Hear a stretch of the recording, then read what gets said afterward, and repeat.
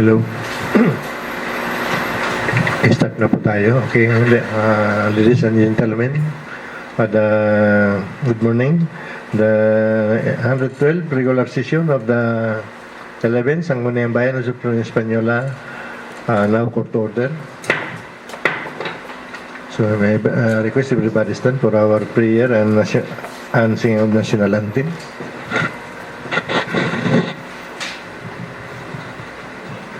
Panginoong Diyos, ang pagpilihan at sinasambatan pinagpupilihan at sinasamba ka namin. Ang iyong mga gawa ay tunay na dakila. Ang iyong mga pagpapala ay hindi nauubos. Ang pagmamahal mo ay araw-araw namin nararanasan. Salamat.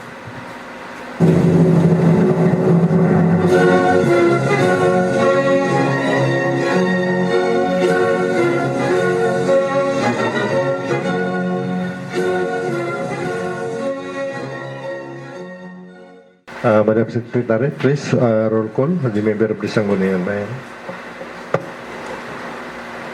The honorable members of the 11th Sangguniang Bayan in attendance for the 112th regular session, the Honorable Sarmain, Chua, Jorda, Gatongay Jr., Bernardo, Sahibol, Tingson, Galan, Galang, and Reyes. 8 council members are in attendance. Okay, so we have a quorum, so we proceed our regular session. Reading and consideration of the minutes of the previous session held on April 7, 2025. Okay, Madam Secretary, please can you read? For your consideration and approval, the minutes of the 110th regular session of the 11th Sangguniang Bayan of Sofronio Española held on April 7, 2025 at the session hall of the Sangguniang Bayan, Sofronio Española, Palawan. First, we would like to correct the attendance for the insertion of Councilor Honorable Nena P. Sahibol. So the presiding officer called the session to order at 9:37 in the morning. The secretary called the roll after the prayer and the singing of the national anthem. With the attendance of the majority of the Sangguniang Bayan members, the presiding officer declared the presence of a quorum to transact official business. Then the minutes of the previous sessions were presented by the chair to the body for review, consideration, and approval. Having no comments and corrections from the body, the minutes of the 2 sessions presented were unanimously approved. The 109th regular session held on 24th of March 2025 was upon motion of Councilor Michael L. Jorda, duly seconded by Councilor Jonathan T. Chua, and the 23rd special... Okay, any comment, correction regarding this the 110th regular session of the 11th Sangguniang Bayan of Supreme Española held on April 7, 2025. This Kagawad Chua, you are recognized. I move the minutes of the 110th regular session of the 11th Sangguniang Bayan of Supreme Española held on April 7, 2025 at the session hall of the Sangguniang Bayan of Supreme Española be adopted. Okay, it has been moved and seconded. No objection. Seeing none. The 110th regular session of the 11th Sangguniang Bayan of Supreme Española held on April 7, 2025 is approved for adoption. Next, minutes. The minutes of the 111th regular session of the 11th Sangguniang Bayan of Supreme Española held on May 5, 2025. Madam Secretary, please can you read? For your consideration and approval, minutes of the 111th regular session of the 11th Sangguniang Bayan of Sofronio Española held on May 5, 2025 at the session hall of the Sangguniang Bayan, Sofronio Española, Palawan. This was attended by all the members. The presiding officer called the session to order at 9:30 in the morning. The secretary called the roll after the prayer and the singing of the national anthem. With the attendance of all the members of the Sangguniang Bayan, the presiding officer declared the presence of a quorum to transact official business. For reading and consideration of the minutes of the previous session, presentation of the minutes was deferred until the next session due to requested amendments and approved measures. For privilege and question hour, duly acknowledged, the Councilor Michael Alchorde verified from the Secretariat if the requests of Mr. Rocky Millar for endorsement of Pintacasi was for and that of Mr. Raimundo Dubduban for Mayka fighting events duly addressed as received by the Secretariat. Councilor Joe Harmain, upon recognition of the presiding officer, also queried for the DHSUD MOA. Okay, any comment, correction regarding the minutes of the 111 regular session of the 11th Sangguniang Bayan of Supreme Espanya held on May 5, 2025? Wala? Okay. Is Kagawada Jordan, you're recognized. No. Good morning po. I move the minutes of the 111th regular session of the 11th Sangguniang Bayan of Supremo Española held on May 5, 2025 at the session hall of the Sangguniang Bayan, Supremo Española, Palawan be adopted. Okay, that's been moved and seconded. No objection? Seeing none. The minutes of the 111th regular session of the 11th Sangguniang Bayan of Supremo Española held on May 5, 2025 is approved for adoption.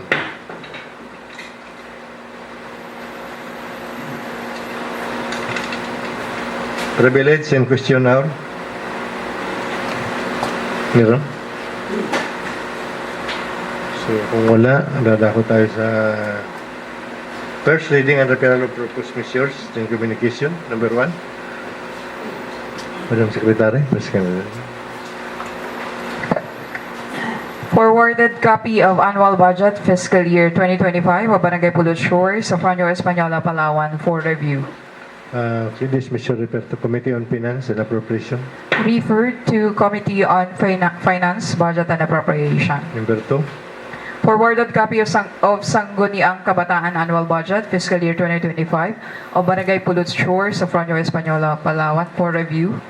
Okay, this measure referred to Committee on Finance and Appropriation. Referred to Committee on Finance, Budget and Appropriation. Number 3.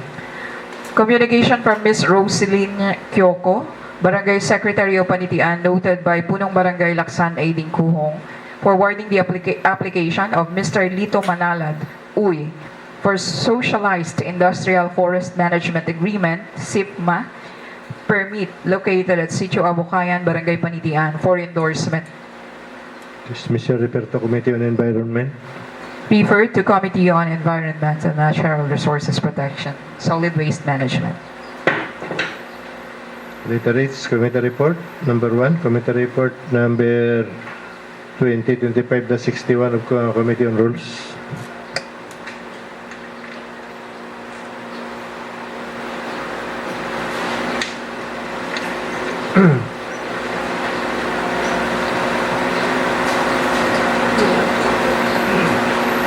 Thank you, Mr. Presiding. Committee report number -2025-61, the Committee on Rules, Laws, Good Government and Privileges. Subject, request review of Barangay Resolution number 2024 Barangay Pulot Interior relative to the inclusion of some areas among its territorial jurisdiction. For presiding officer, the committee to which the subject measure was referred to had already considered it. The same would like to report its finding and recommendation with justification listed here under. Number 1, the Barangay Council of Pulot Interior convene. Recommendation to include Sitios, Pangatban, Pinagusaran, Singkab, Pagsambato, Pasig, Maribong, mga other territories of the barangay duly reflected in resolution number 2025-2024 approved last September 6, 2024. Number 2, that the resolution has no other attached document.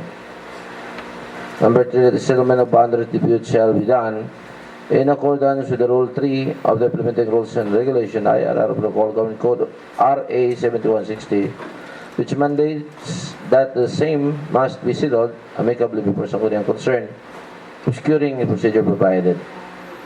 Number 4, that the petition must be filed, which could be in form of resolution and should state the grounds, reasons, justification, therefore supported with the following documents.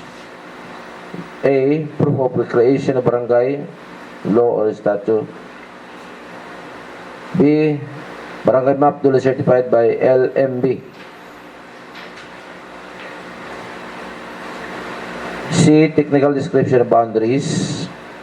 D. Written certification of the municipal assessor's jurisdiction over the disputes areas according to records and custodies, and E. Written declaration of sworn statement of the people residing in the disputed area.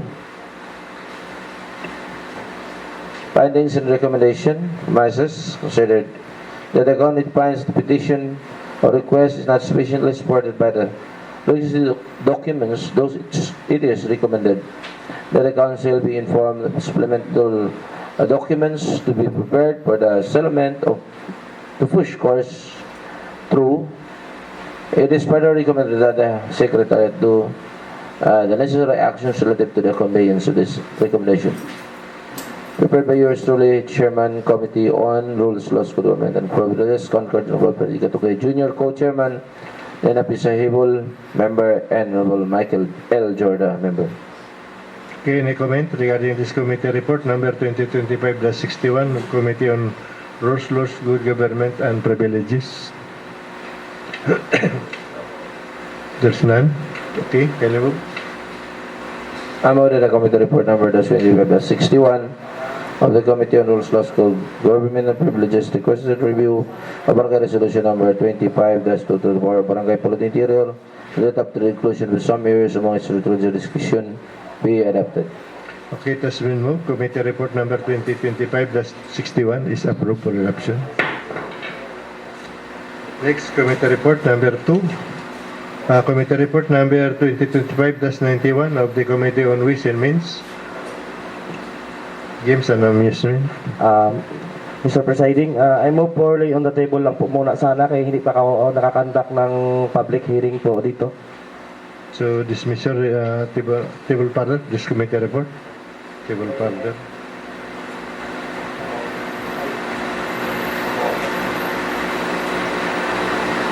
Number 3, committee report number 2012, Committee on Environment, Natural Resources.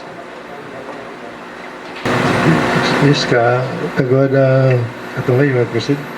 Thank you very much, Mr. Presiding.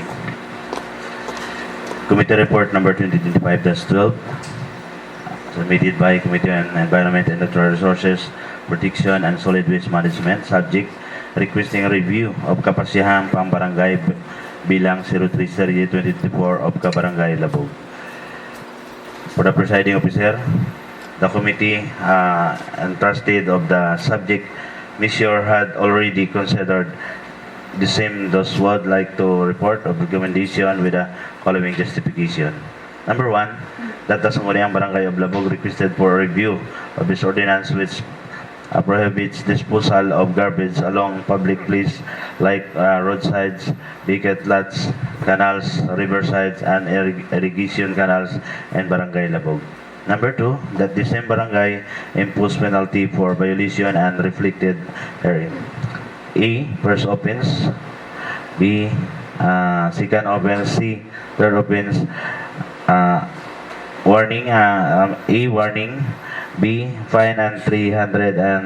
D, cleaning and barangay. Letter C, fine on 502. D's, cleaning and barangay. Number 3, the Sangguniang Barangay is provided with the power of enact ordinance as may be necessary to discharge the responsibilities conferred upon it by law, by ordinance, and to promote the general welfare of inhabitants therein as provided in Section 39E1 of the LGC. Number 4, that the Punong Barangay has been mandated to enforce law the regulation relating to the pollution control and protection of the environment, Section 389B9 of the LGC. Number 5, that the Ecological Solid Waste Management Act of 2000, Republic Act 9003, clearly mandates segregation of waste which must originate from household and the prohibition of disposal in public place. The same law defines the roles of the LGUs, which must be responsible in implementation, and barangay are entrusted of segregation and collection of solid waste.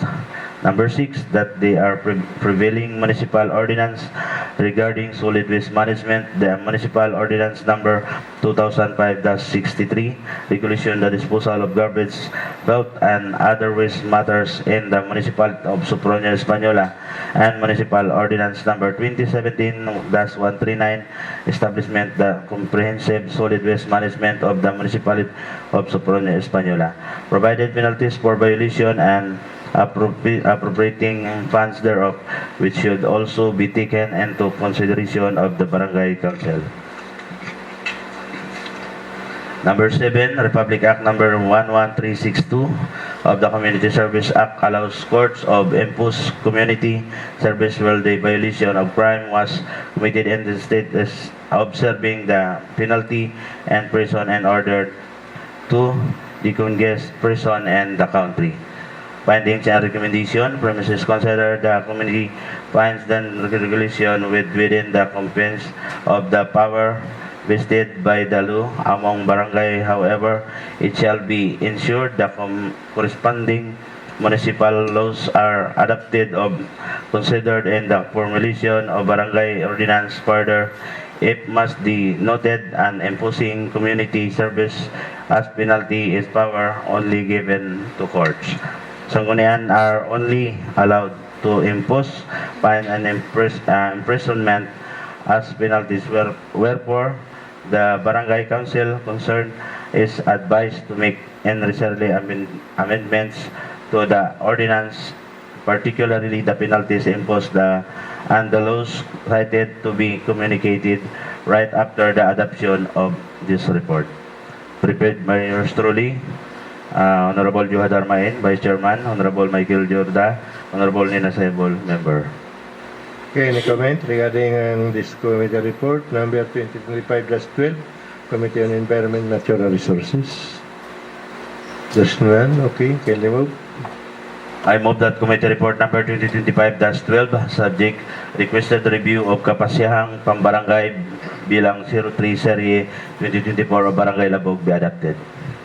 Thus we move committee report number 2025-12 of the Committee on Environment and Natural Resources, Privilege and Solid Waste Management is approved for adoption. Thank you very much, Mr. President.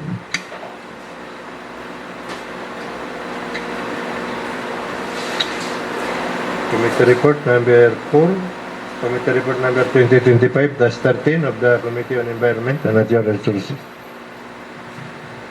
Okay, proceed. Kagawad. Thank you very much, Mr. President. Committee report number 2025-13, submitted by Committee on Environment and Natural Resources Protection and Solid Waste Management, subject requesting review the Barangay Ordinance number 05/2024 of Labog on regulating the use of noise-creating device that distract others. For the presiding officer, the committee tasked to consider the measure had already done the same. I would like to, in your reports and findings, recommendation with the promises list her under.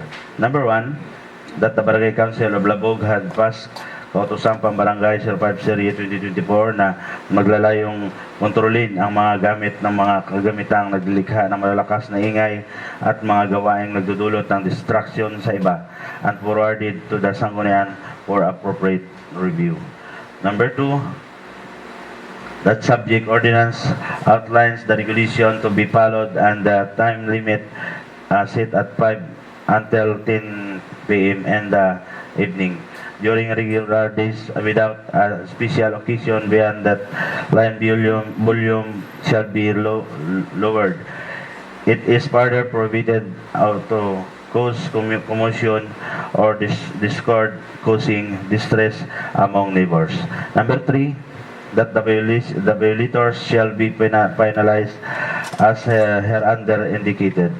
Letter E, first offense, provision of the ordinance shall be explained. Letter B, second offense, fines 300 and 1 hour community services. Letter C, third offense, fine and 500 and 3 hours community services. Number 4, that hearings and programs of government school, and church are among the exemption.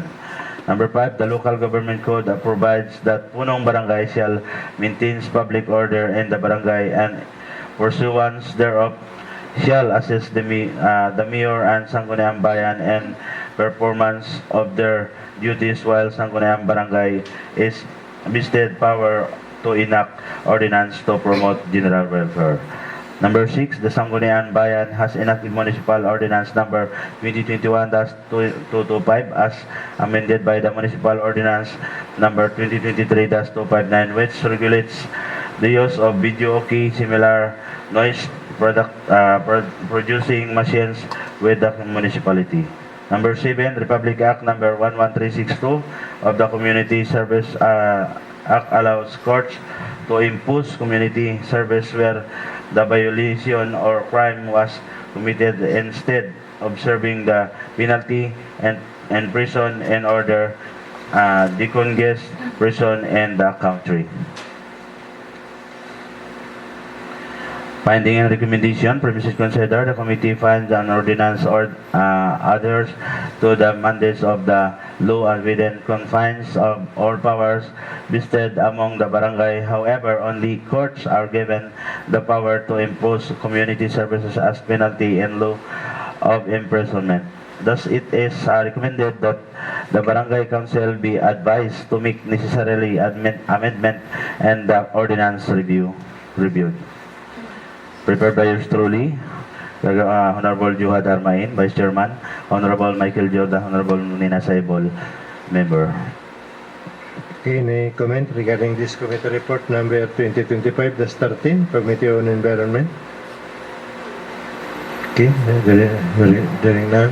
I move that committee report number 2025-30, subject requested review of Barangay Ordinance number 05 series of 2024 of Lagos on regulating the use of noise-creating device that distract others be adopted. As you know, Committee Report number 2025-13, Committee on Environment, Natural Resources, Protection and Solid Waste Management is approved for adoption. Thank you very much, Mr. President. Calendar of business. Unfinished business from previous administration, from previous session, both none. Business for the day. Second reading, none. Third and final reading, none. Unassigned business, none. Announcement, reminders, meron. Yes, Madam Secretary, please proceed. The invitation po, good morning to the honorable members of the council. Here are the announcements for today's session. Invitation to the 2025 PCL and Term General Assembly and Capacity Development Program at Paradise Garden Resort and Convention Center, Boracay Island, Malay, Aklan, on June 5 to 7, 2025, with a registration of 21,500. So maliwanag po yung mga interesado at may budget pa. Ito ng pagkakataon makapunta ng Boracay yung hindi pa nakapunta. Okay, meron ba? From memorandum order from the Office of the Provincial Director of DILG po for the creation or establishment of Special Drug Education Center in the municipalities of Palawan po. For creation po ng Special Drug Education Center. Meron pong memo na naibigay. So, ano yan? Refer natin sa Committee on Rules yan? Okay po. I-calendar na lang po namin for next session. Sige po. Then, communications po from the Office of the Secretary to the Sangguniang Panlalawigan, informing only of the different ordinances passed po.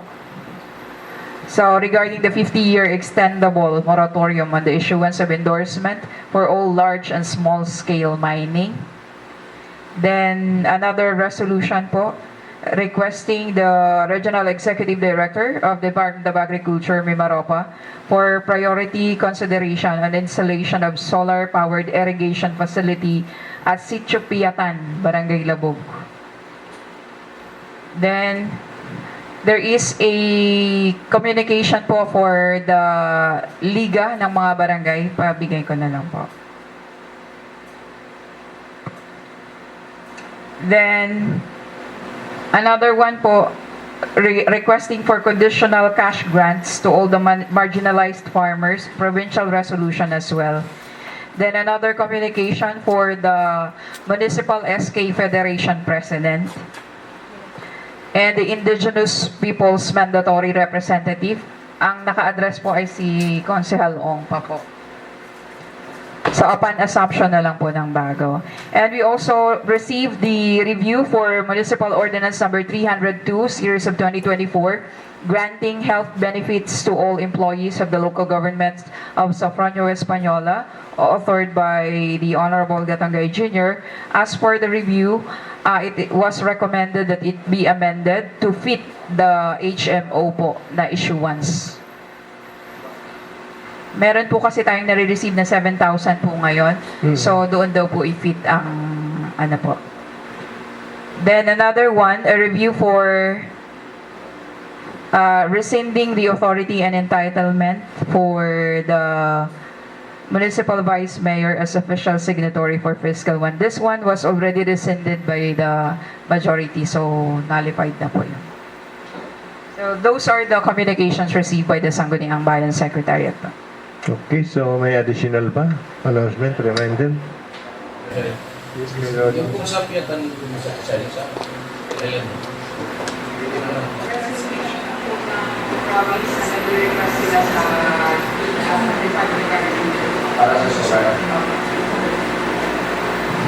Okay, so meron pa?